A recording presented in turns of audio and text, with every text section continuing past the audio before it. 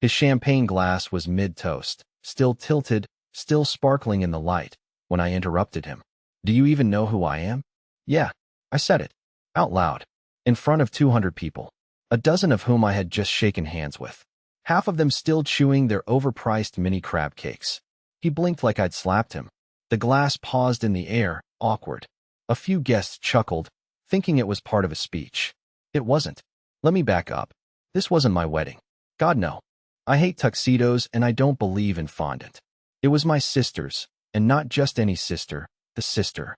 The one I raised while learning how to fake tax returns and boil pasta in a kettle. The one who used to hum herself to sleep while clutching my arm, so tight it turned purple. She was the bride. And the man standing there? Her new father-in-law. Rich. Boring. The kind of guy who wears boat shoes in cities that don't have water. His name was Glenn. Of course it was Glenn. 15 minutes earlier, he cornered me by the bar and said, "I swear to God. You know, it's impressive what you've done. Raising a sibling. Not everyone can settle for second place in life." Settle? Second place? I clenched my jaw so hard I nearly swallowed a molar. I didn't respond. I smiled. I shook his hand again. And then I waited. I waited for the toast. The moment he'd be most proud of himself. The moment everyone would be quiet and listening. The perfect moment. So when he lifted his glass and started droning on about legacy and strong family leadership, I stood up. I didn't raise my voice. I didn't need to. "Do you even know who I am?" Silence. Forks paused midair. Someone dropped a phone. Glenn's eyes narrowed. His jaw clenched, but I kept going. "I'm the reason she didn't end up in a system you've only ever seen in documentaries.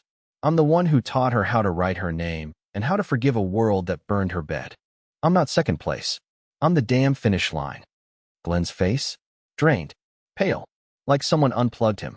He tried to speak, but nothing came out except the slow tilt of champagne down his cuff. And that would have been enough. Really, it would have. If only I hadn't turned around, heart pounding, adrenaline still buzzing, and caught my wife whispering something to her phone. Smiling. Texting. She didn't look shocked. She didn't look proud. She looked entertained. And I didn't know it then, but that tiny, stupid smile on her face, that was the start of everything falling apart. I couldn't stop staring at her. Not Glenn. Not the dozens of guests looking anywhere but at me. Not my sister, who had her hands pressed to her mouth like she was holding in a scream or a prayer. No, I stared at my wife, Lenora, who was now pretending she hadn't just smirked at her phone during the single, most humiliating moment of my adult life. She didn't even meet my eyes. Just calmly put her phone down next to her wine glass, adjusted the strap on her dress, and sipped as if the room wasn't still reeling from what just happened. I sat back down slowly, the legs of my chair screeching louder than I wanted. I was still shaking. I don't handle public confrontation well. I never have. I'm the guy who says, "You too," when the waiter says, "Enjoy your meal." The guy who rewrites his emails 4 times just to remove any trace of anger. But something in Glenn's voice, the smugness, the quiet belittling, had split something in me clean open. And Lenora? She looked amused. At first, I tried to rationalize it. Maybe she wasn't texting. Maybe she had received a notification. Something stupid, like a meme from her cousin or a sale on dresses she didn't need. But deep down, I knew. I knew that smile. It was the one she used when she watched videos of people falling on treadmills. That slight curl at the corner of her lip. That little head tilt. It wasn't oops, wrong timing. It was delight. After dinner, I didn't follow the crowd to the dance floor. I stayed near the back exit, next to a tower of empty cake boxes and folding chairs. I needed air. I needed space. I needed her to come find me and say, "Hey, that was amazing.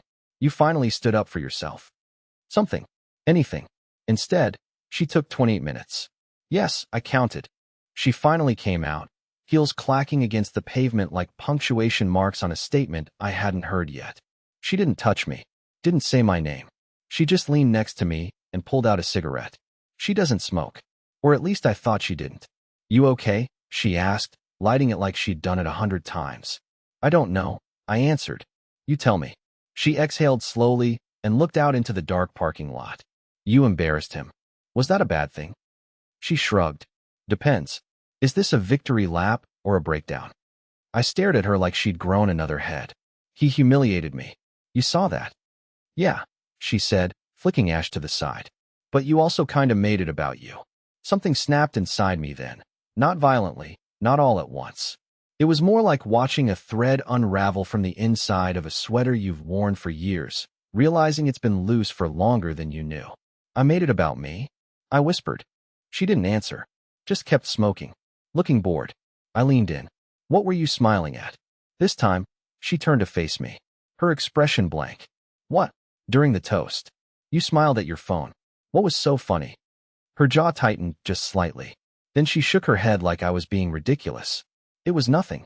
Don't do this. But now I was awake. A different kind of awake. The kind you get when your body realizes you've been asleep to something important for way too long. You're lying, I said, soft but certain. She dropped the cigarette, stepped on it. Then she walked away. And that's when I made the biggest mistake of my life. I followed her. Because I thought there were answers. But what I found was a secret she never meant for me to survive. She didn't go far. Just inside, past the dance floor, back toward the vendor hallway where the florist had stored extra centerpieces. I followed quietly, not like a husband, not even like a man, more like a shadow that hadn't figured out it didn't belong to her anymore. Lenora leaned over a small table, pretending to check her makeup in her compact mirror, but I saw the flicker of the phone screen before she tucked it face down under a napkin. It was instinct, not suspicion, that made me reach for it. She turned fast, too fast, tried to block me with her hand, her voice rising just enough to sound like a joke to anyone passing by. Thayer, don't start. But I had already seen it. Just one name. Dane. I don't know why that name stung. It's not a dramatic name. Not the kind of name you find in steamy novels or spy thrillers. It's plain, safe, familiar in a way that makes you think of someone who wears khakis to dinner. But I knew it. Not well, but enough. Dane was her coworker. A guy she once described as the kind of man who still says rad and means it. The guy who lent her his jacket once when they had to walk to their cars after a company holiday party. The guy she said was harmless. Apparently harmless people send text messages at weddings that make wives smile while their husbands are breaking apart inside. My hand trembled, not with anger, not yet, but with something worse. Doubt. That slow, crawling realization that the person you thought was leaning toward you has, in reality, been leaning away for months. Quietly, elegantly, without making a sound. I told you not to go through my phone, she said coldly, reclaiming it like it was a fragile artifact. You hid it. I put it down. You covered it with a napkin. She raised an eyebrow. So now we're interpreting napkins. There was a moment, maybe 3 seconds, where I just stood there staring at her. Not speaking, not blinking, just waiting for her to flinch. Waiting for some human emotion to flicker through her perfect exterior. It didn't come. Instead, she pulled out a second cigarette, placed it between her lips, and said through her teeth, You want to know what the message said? No, I said. I want to know why you're texting him at our table, while I'm being publicly humiliated. She smiled, but it wasn't kind. It was the kind of smile you give a slow student who finally catches up to the rest of the class. Because I was bored, Thayer. You made everything about your trauma. Again. The words hit harder than I expected. Because deep down, I knew she wasn't talking about tonight. She meant every moment we ever shared. Every time I woke up sweating, or skipped dinner, or spent 10 minutes too long staring at my sister's old kindergarten drawing taped to the fridge. I had spent years walking around like I was still on fire, and she had spent just as long waiting for me to cool off. But that didn't give her the right to look away. Are you sleeping with him? I asked, not accusing, not angry, just tired. She exhaled, the smoke curling above her head like punctuation to a sentence she hadn't finished yet. No, she said. Then, after a beat, not yet. It was the yet that did it. I didn't yell. I didn't storm out. I didn't throw the stupid centerpiece at the wall like some unhinged rom-com character.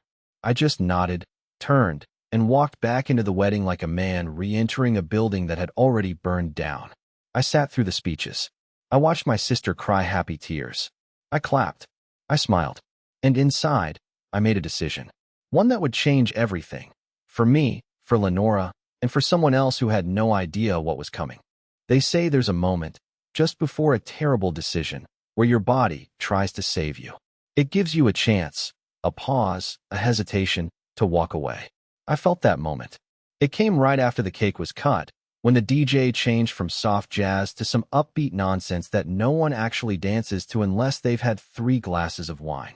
I stood near the back, holding a drink I wasn't sipping, watching Lenora glide between guests like she belonged to someone else's story.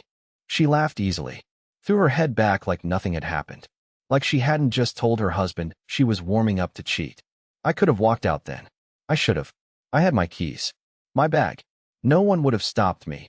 Not even my sister, who was too busy slow dancing with her new husband in the middle of fairy lights and camera flashes. But I stayed, because something in me had shifted, something deeper than pain.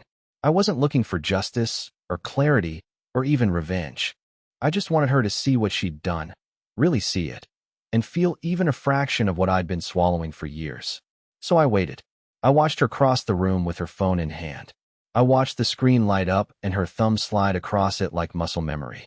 I imagined Dane on the other side, smug, maybe, or worse, sincere. The kind of man who sends goodnight texts with a winky face, thinking that's romance.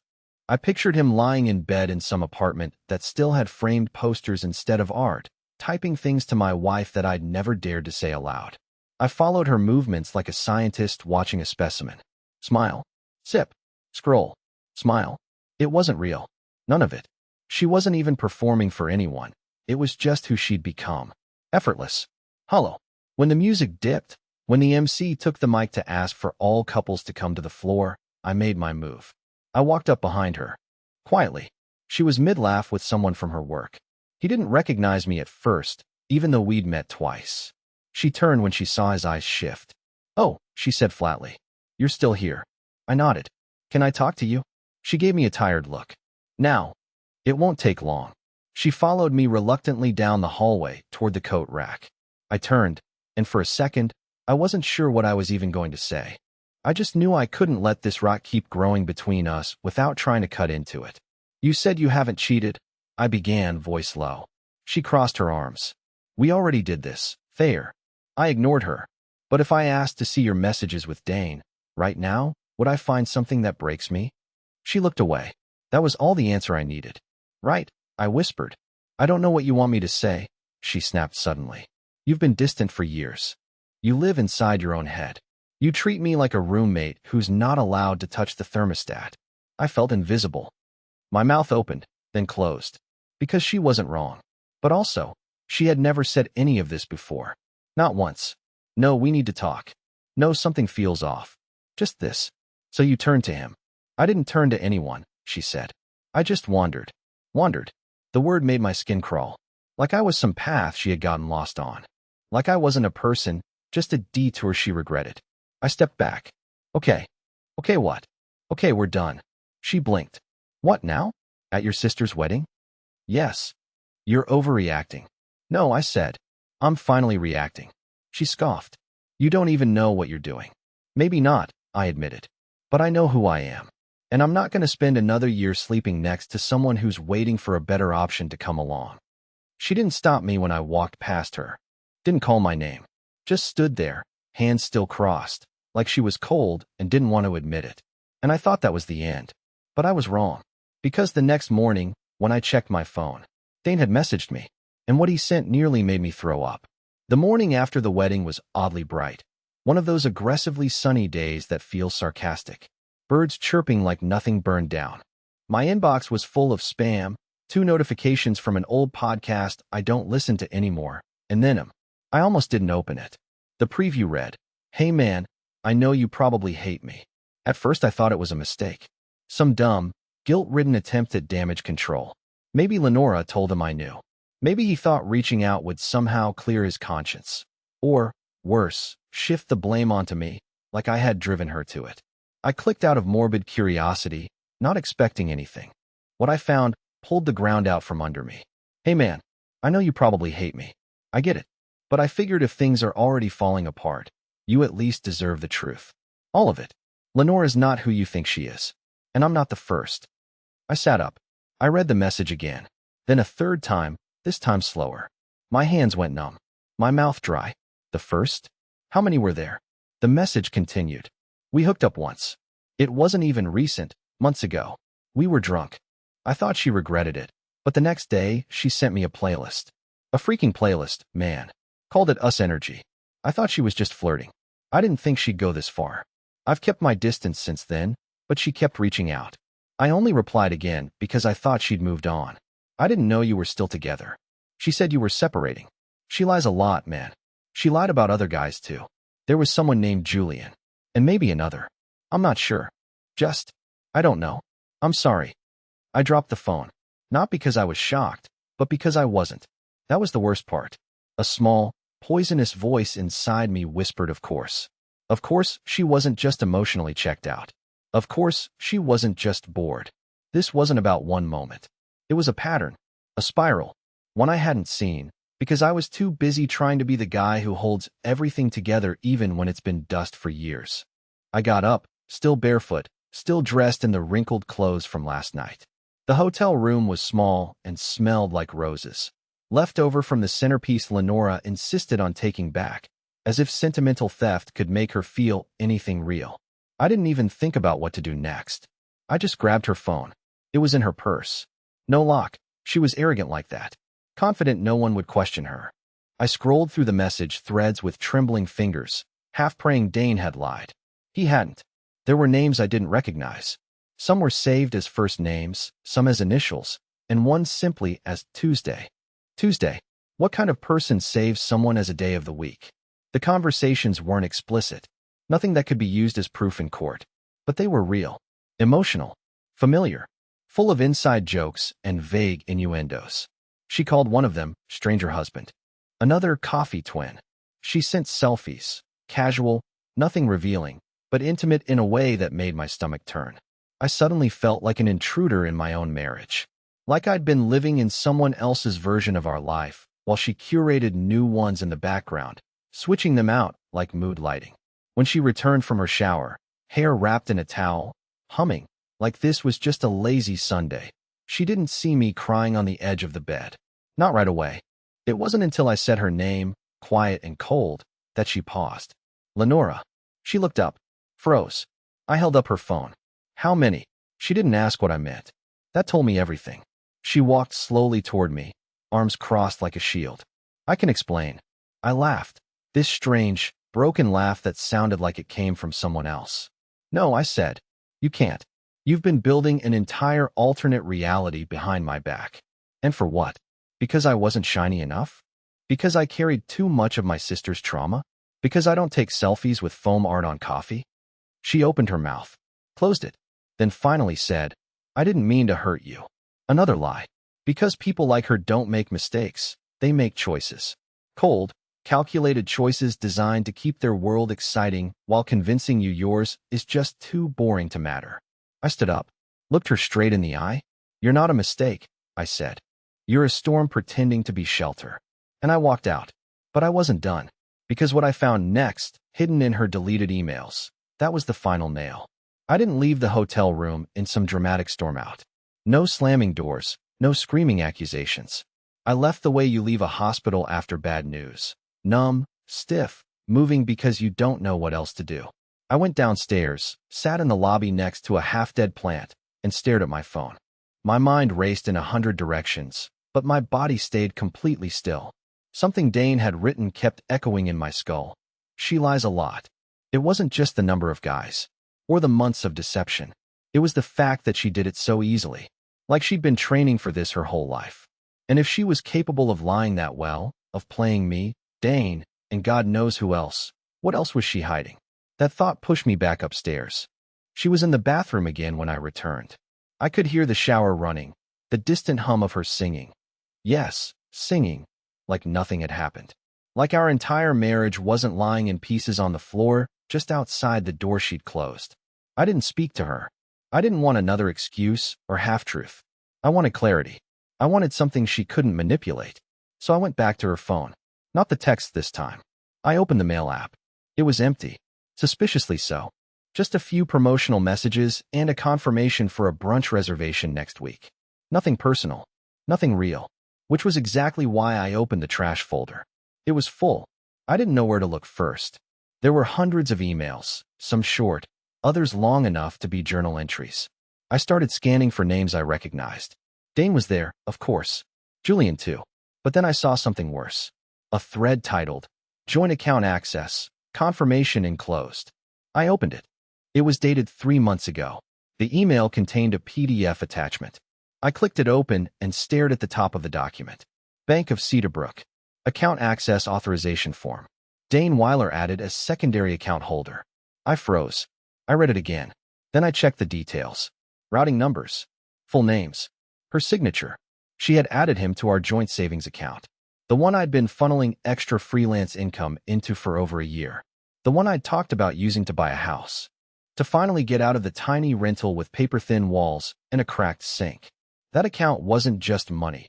It was every sacrificed dinner out, every skipped vacation, every freelance gig I took while she claimed I was too career-obsessed. And she gave it to him. I couldn't breathe. I checked our banking app. I had never looked closely at the withdrawal history. Lenora usually handled the budgeting. But there it was.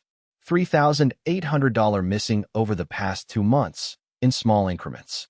Listed as transfers to a personal discretionary account. Her discretionary account.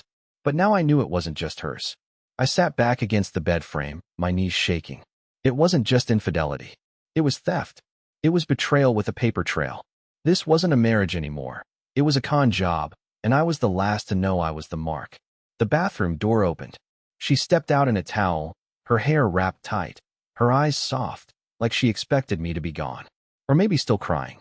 She looked surprised to see me sitting there, phone in hand. "What are you doing?" she asked. I didn't say anything, just turned the screen toward her.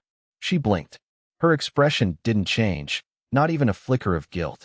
Just an exhale, slow and practiced. "You weren't supposed to see that." "Yeah," I said, voice dry. "That seems to be the pattern." She didn't move, didn't try to explain. She just stared at me with that same irritating calm, like I was the one spiraling.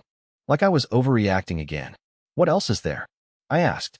"Tell me now, before I find it myself." She sat down across from me, towel still wrapped around her body like armor. "You're not going to understand. Try me." A pause. Then, "It's not about him. Or them. It's about escape. You built a life around guilt. Around sacrifice. You made everything heavy. Every dinner. Every weekend. Every conversation. I needed something that wasn't drowning in your trauma. You used my trauma as a debit card," I said coldly. She laughed, an actual laugh, sharp and humorless. "No, Thayer. I used it as permission." That broke something. And I realized then, she never loved me. Not the real me. She loved the version of me that apologized for existing. That kept his voice down. That said, "I understand," even when I didn't. She loved the shape I bent myself into so she could stay comfortably detached. But the second I stood up for myself, at that wedding, in front of Glenn, in front of everyone, I broke the illusion. And she hated me for it. I stood up, grabbed my bag. "Where are you going?" she asked. "To find a lawyer." And then I added, "And maybe a cop." Because I didn't just want a divorce. I wanted her exposed. I walked out of that hotel room like I was walking away from a burning building. No suitcase. No toothbrush. Just my phone, wallet, and 1,000 unanswered questions rattling around in my head like a bag of nails. I didn't look back. The first thing I did was drive, aimlessly, half aware of the road, letting the engine drown out my thoughts. Somewhere around the 3rd gas station I passed without stopping, I realized how little I actually owned. Everything in that room, the shared accounts, the keys, the apartment lease, the furniture, it was tied to her. My life had become a 2-player game where I was the only one still trying to play by the rules. But I wasn't stupid. I knew divorce wasn't just about leaving. It was about proving. And Lenora? She was slippery, polished. The kind of woman who could cry on cue and come off as the victim while holding a knife behind her back. So I started documenting. Screenshots of the deleted emails. Transfers. Photos of the signature on the bank documents. I emailed it all to myself, to a backup account, to my sister. I even printed a few copies at a 24-hour FedEx. I wasn't going to let her talk her way out of this. Not this time. The next morning, I walked into a lawyer's office with shaking hands and a folder labeled Proof of Betrayal. I expected disbelief, maybe even a hint of condescension. Instead, the lawyer, a woman named Rena with eyes like stone, flipped through the papers slowly and nodded. "This is good," she said. "It's a start." "A start?" I asked. "You'll need more," she replied. She's smart. If she suspects you're building a case, she'll do one of two things: burn it all or twist it in her favor. Either way, you have to stay ahead of her. Quietly. I nodded, but my stomach turned. I hadn't even thought about how far she might go to protect her version of the story. But I was about to find out. That night, I got a call from my landlord. "Hey, Thayer," he said awkwardly. "Just wanted to confirm you were moving out? I got a notice from your wife this afternoon. Said you'd be gone by the weekend. Gave me forwarding info." I felt the blood drain from my face. "I didn't authorize that," I said. "Don't touch anything in that apartment. I'm still on the lease." He stuttered a bit. Said he'd hold off. But the damage was already done. Lenora had moved fast. Faster than I expected. She was already clearing me out of my own home. Like she'd been planning it long before the wedding, long before Dane. Before I even knew there was something to lose. I drove back to the apartment that night, heart pounding. I had to know what she'd taken. What she'd erased. What she was trying to rewrite. When I got there, the door was unlocked. Not wide open. Just unlatched. I pushed it slowly, unsure what I'd find. The lights were off. No sign of her. No music. No sense. Just the hollow quiet of a space that had already forgotten me. But it wasn't empty. In the kitchen, on the counter, sat a manila envelope. My name was scrawled on the front in her handwriting. I opened it slowly, expecting documents, threats, maybe even divorce papers. But it wasn't any of that. Inside were printed photographs, dozens of them, of me. Candid. Creepily-timed. Me at my desk. Me asleep. Me coming out of the shower, shirtless and half-conscious.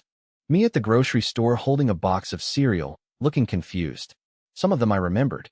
Some of them I had never seen before. All of them were taken without my knowledge. At the bottom of the stack was a note.